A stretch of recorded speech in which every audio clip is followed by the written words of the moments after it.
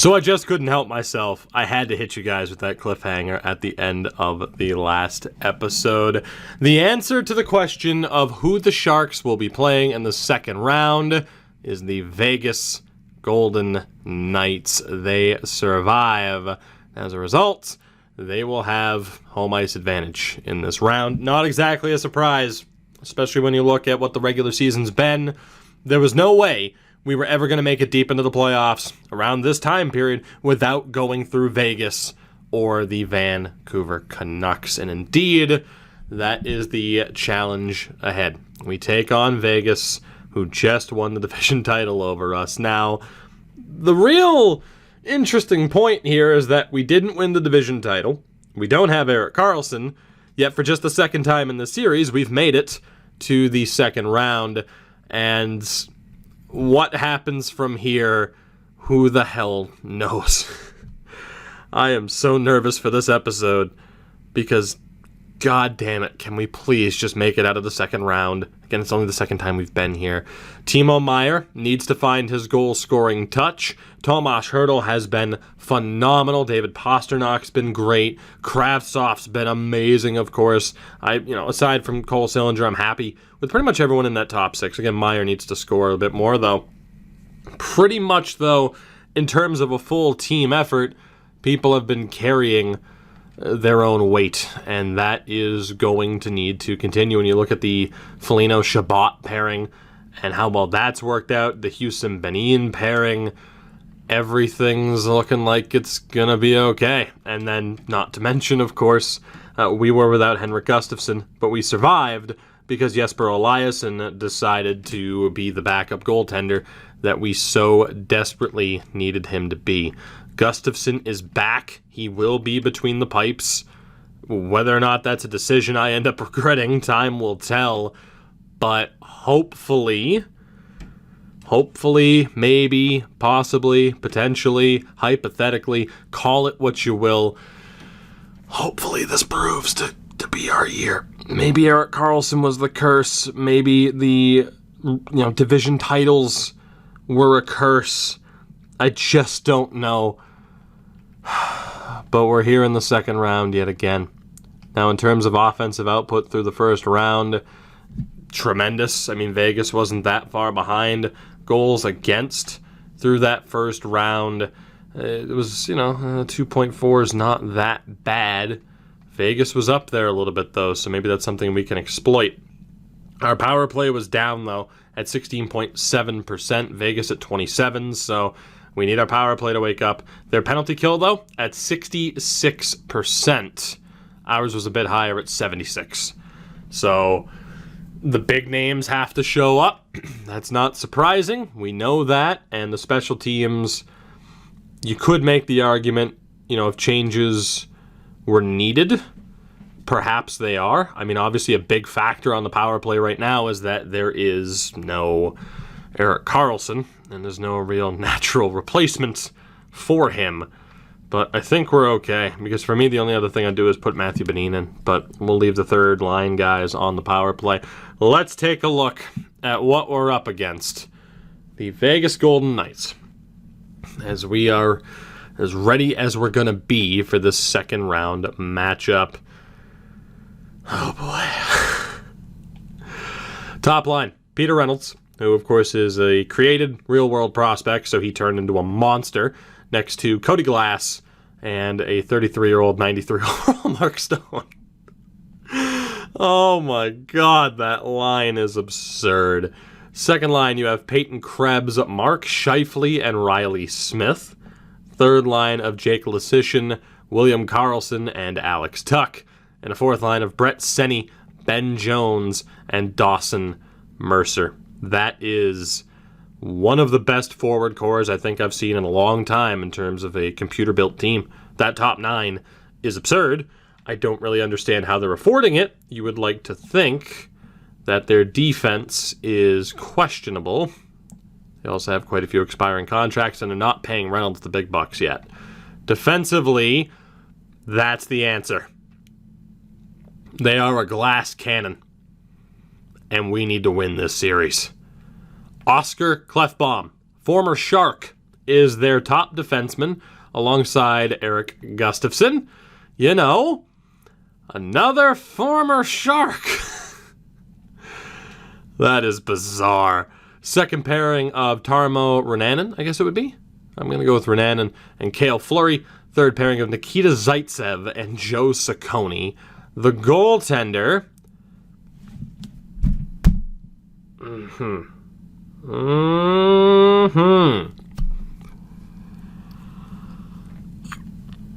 We're going to lose. We're going to lose. I already know it. I don't want to put that negative energy out there. We're going to lose. There's just no way. There's just no way we're going to win this. We're going to have such a massive advantage in goal and on defense that there's just... Oh, God, we're going to lose. Normally, when you see a disadvantage like that, you'd think you'd be confident. I can't be confident. They also have an injured Ryan Carpenter, Jake Muzzin's a scratch, and Andre Altai-Barmakian. Altai-Barmakian is a healthy scratch, or they are healthy scratches. It's time to see what the hell is going to happen here. And again, I'm horrified because I just can't have confidence. 2 100 rated offenses going head to head, but we have such an advantage on defense and in goal. This would be the most devastating loss to date. So let's hope it doesn't go that poorly. Let's do this. Game 1 against the Golden Knights. What version of our team is going to show up? First period. It's a damn good start. Vitaly Kravtsov, 52 seconds in. Cole Perfetti and Dylan Gambrell with the goals. Jake Leschyshyn gets one back with 29 seconds left, but we outshot them 11-10, outscored them 3-1. I am assuming UC Saros was pulled. All 3 goals from not exactly ideal spots. Leschyshyn's goal late, though, could be the turning point for them. Second period. Turns out Delia wasn't that much better for them. Kravtsov, Benin, and Heinonen, 6-1. Klefbom scores late. It's 6-2. Heading into the third period of Game 1. We are 20 minutes away from winning a game in the second round. A 4-goal lead still intact as the time ticks down. Power play for Vegas, an extended power play at that. It's killed off. 7 minutes left. Now under 5. The San Jose Sharks have taken Game 1 off the back of an offensive explosion. 6 goals in this game. 3-point game for Kravtsov and Gambrell. And what can't be overlooked, Henrik Gustafsson in his return was tremendous with a 38-save effort. Now defensively, we only outshot them once. I can't even say we really turtled up in that third period. It was just more of the same. It was a double minor high sticking call on Darnell Nurse in the third period, by the way. That was the only penalty of the game. But Gambrell, Kravtsov, and Matthew Benin all had tremendous games. By the way, Dylan Gambrell apparently can't take faceoffs. 16, only 5-1. Good Lord. He has a higher faceoff rating than that. That's pretty damn absurd. But what I wanted to look at here were the save percentages. Whoo, boy. UC Saros lasted just over 9 minutes. I will not be surprised if we get shut out in Game 2. I'm sorry if that negativity is a bit too much, but let's be honest. I think we're all kind of waiting to see if this goes poorly. Columbus is up 1-0 on Philly. Montreal up 1-0 on Toronto. And in the other Western Conference matchup, Chicago's up 1-0 on the Anaheim Ducks. You kind of got a quick look at their roster. I'm a little bit afraid of them, but for now, we can't worry about them because the Knights are still in front of us. It's Game 2. No lineup changes necessary. Let's see what happens. First period. And a much better start for Vegas. Cody Glass and Joe Saccone with the goals. Timo Meier does get his first of the playoffs to get us back to within 1. Shots were about even, but they have the advantage on the board. Second period. God, this team right now.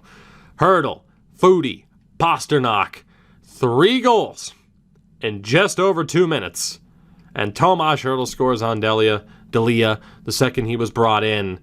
Maybe not the second he was brought in, but UC Saros is chased for the second straight game to begin this series. It's 5-2. Heading into the third period, 5 unanswered goals for this Sharks team. Abbreviated power plays for both sides, nobody scoring. Vitaly Kravtsov makes it 6 unanswered. Another power play for Vegas. That's killed off. Cole Sillinger makes it 7. My God, power play chance here late for both teams. Nobody converting. 3 minutes left, and the San Jose Sharks will be escaping Vegas with a 2-0 series lead to kick things off. The goaltending and the defense for Vegas thus far in this series, no match for the offensive firepower of this Sharks team.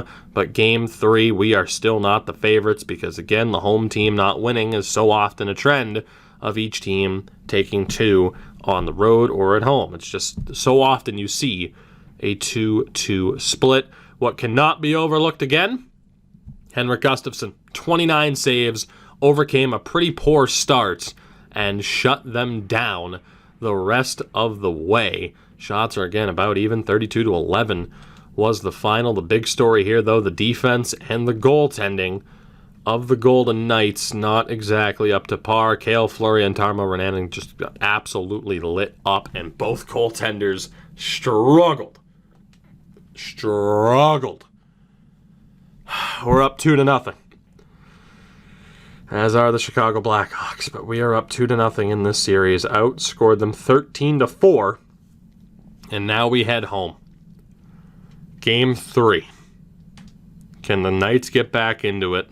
Or are we going to take a chokehold on this series because we have the ability to do so?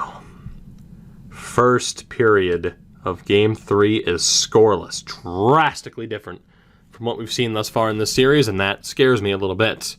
Although we did have the edge in shots. Second period, advantage Sharks. Riley Tufte with the goal. As we go to the third, up by 1. The next goal, if there is one, will be oh so important. Riley Tufte again. It's 2-0 San Jose. Here we go. 11.5 remaining.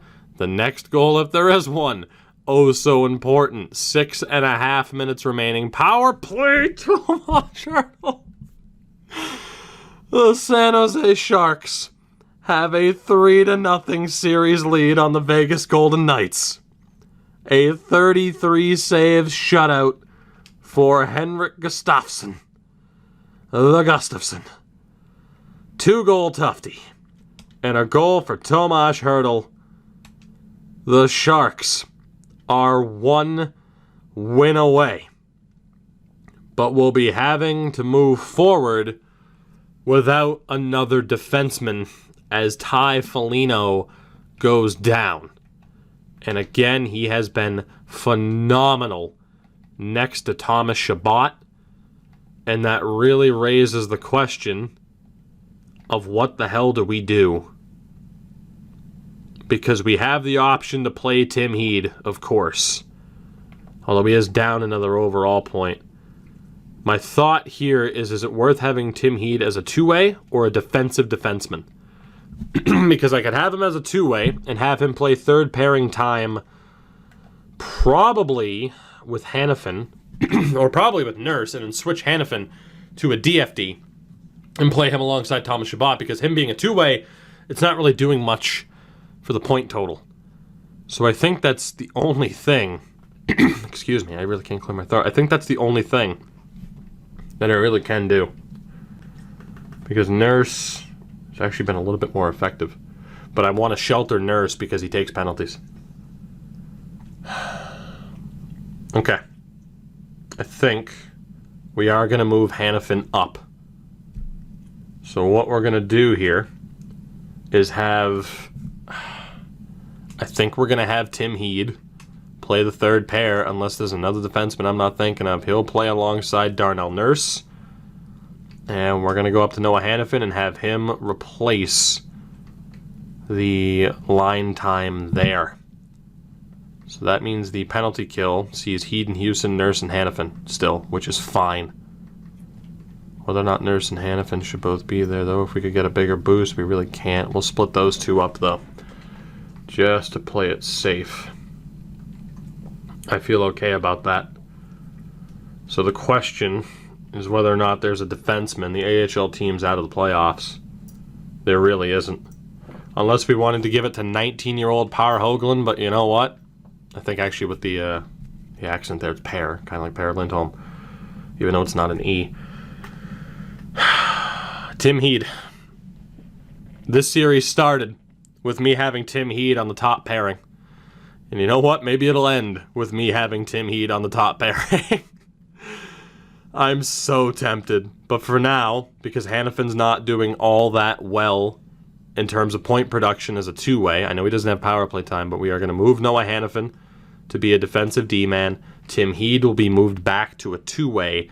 And some people might consider it cheating, but I am going to change Darnell Nurse's fight preference if it's up there, just because in real life I could tell him, like, hey, don't fight. I don't know if the penalties are because of fighting, but call it cheap or whatever. It's set to rarely. I'm putting it to never. All right? I'm putting it to never, just to make sure. Some people might consider that cheap, but you know what? At this point, I don't care. I just want to win. We're without Carlson. We're without Foligno, but we are up 3-0 in this series. We have 4 opportunities to seal the deal. Let's hope it doesn't take all 4. But the veteran Tim Heed will step into this lineup, and it's up to the 35-year-old to try and save the day. So our defense now looks like this, with +1s across the board. How well does Heed fit in on the top pairing? Oh, my sweet mother of God. Because Hannafin fits in better on the third pair. Are you serious? Are you serious?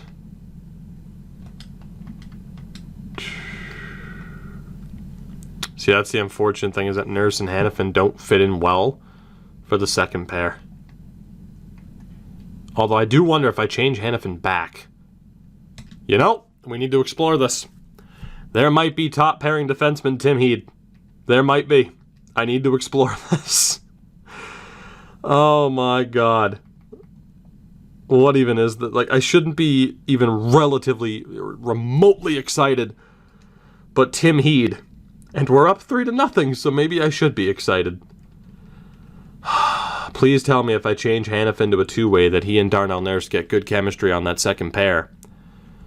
And that we can have Tim Heed as a DFD on that top unit and get a +5 next to Hot Sam Bacho. Because if that's the case... If that's the case... Let's see what Heed looks like again as a DFD. We'll see what boosts we have. And then we go to Game 4. A chance to close this series out despite the injuries, as the offense has just been overbearing for the Golden Knights' defense and goaltending tandems. The defense, I'm doing it. +5 to Heed and Shabbat. Hannafin and Nurse each get a minus, but the +3 to Houston and Benin, for me, is worth it, rather than a +1 with Nurse and Hannafin not getting a minus. That's worth it to me. 1,000%. That is the team. Let's do this. Game 4. Can we close out this series with our first opportunity to do so? Can we punch our ticket to the Western Conference Final for the very first time in this series? Here we go. Game 4. First period. Advantage to the Golden Knights. Jake Lasician with the lone goal, even in shots, but the advantage to Vegas is on the board. Second period, and it's still a 1-goal game. Peyton Krebs made it 2. Thomas Chabot with a late goal gets us back into it, but we're down by 1 despite the edge in shots as we head into the third. The offense hasn't quite been where we've needed it to be thus far. Hopefully they can step up here down the stretch. Scheifele makes it 3. And unless we get a really ridiculous effort here, Vegas is going to live to see another day. There will be a Game 5. Ellison makes it a 2-goal game yet again after the Scheifele and Smith goals, but we're halfway through the third. It would take one hell of a collapse from Vegas to not see a Game 5, and it's not going to happen. 4-2 is your final. The offense dies down. Vegas scores 4 goals in the win. Nothing really went our way there. Scheifele, Krebs, and Saros, especially, returns to form. Vegas wins. They live to see another day, holding us to just 2 goals in that game. And obviously, I can't help but ponder how Tim Heed performed. And he wasn't the problem. Just had an off game. That's all we can mark it down to. 4 goals against as well. Not what we needed from Gustafsson. We go to Game 5. It's our second chance to end this series, and I'd really like us to take advantage of it. First period here in Vegas, goal apiece. Mark Stone and Thomas Chabot scores on the power play. The former teammates in Ottawa with a goal apiece from relatively similar spots. 12 shots to 11 in their favor. We're tied at 1. Second period, advantage to the Sharks. Timo Meier on the power play. We said our power play needed to be better. It has been thus far, and we have the lead here as we head into the final 20 minutes of regulation. Let's do this. The next goal. Who's it going to belong to? Vitaly Kravtsov is the answer. Vitaly Kravtsov again! 2 goals in under a minute. Cole Perfetti. And for the first time in this series, the San Jose Sharks are going to the Western Conference Final. 5-1 is your final in Game 5. Kravtsov steps up. Gustafsson delivers. The Sharks finally go to the conference final. Just the second time we had made it to the second round, and we make it through this time. We will be playing the Chicago Blackhawks. We got that quick look at the Anaheim roster when I went to look at Vegas, and yeah, we dodged a friggin' bullet, and maybe I don't have room to complain if that offense can't make it to a conference final, if that defense can't make it to a conference final. If I have that Anaheim team and I get swept in the second round, I'm furious. But perhaps it's good news. Or maybe that Blackhawks voodoo is coming for us. But regardless, finally,